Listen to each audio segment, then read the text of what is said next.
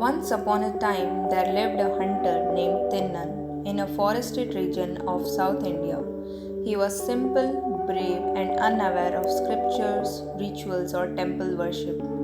But he had a pure and loving heart. One day, Thinnan saw a Shiva linga under a tree on a small hill. The sight of it struck him with an inexplicable reverence. Though he had never been taught the ways of worship, he felt a deep pull towards the lingam.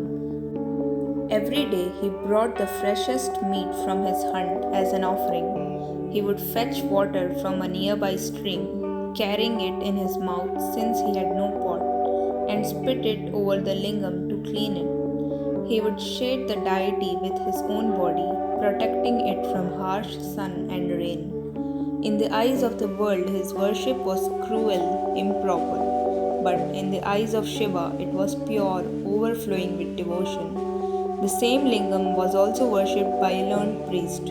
Every morning when he arrived, he would be horrified to find the sacred lingam covered in raw meat, water spat upon it, and strange footsteps in the temple. Believing this to be a work of wild animal, the priest would clean the temple meticulously, performing an elaborate purification ritual before continuing his worship.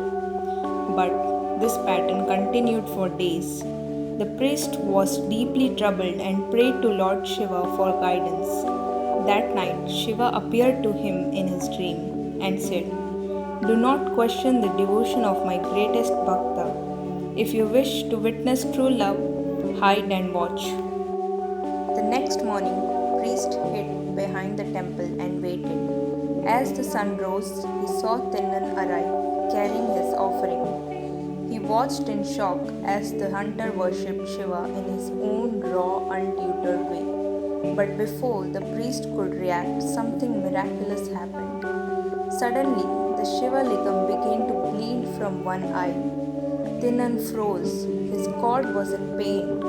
Without hesitation, he tried to stop the bleeding, whipping it with the folds of his garment. But the wound did not heal. He was desperate. What could he do? Then a thought struck him.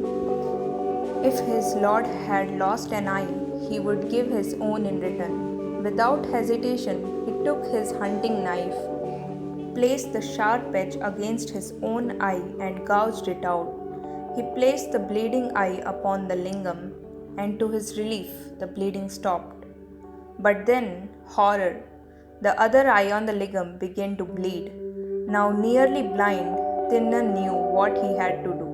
He placed his foot over the lingam to mark its position, since he could not be able to see after removing his second eye, and raised his knife again. The priest, frozen in awe and terror, watched in disbelief.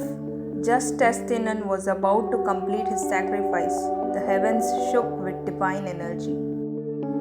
Lord Shiva himself appeared before him, radiant and filled with boundless love. "Stop, my child.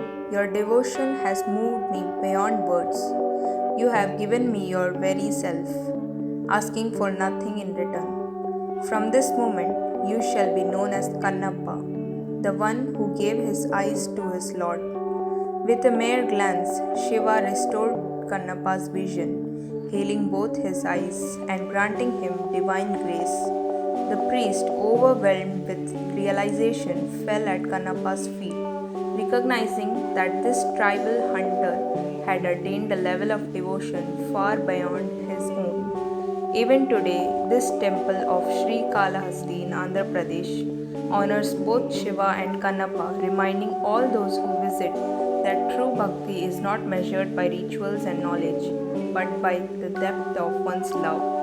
Thus, the tale of Kannappa Nayanar stands as an immortal testament to the power of pure, selfless devotion, a love so strong that even gods are moved to tears. If you like this video, do like and subscribe. Thank you.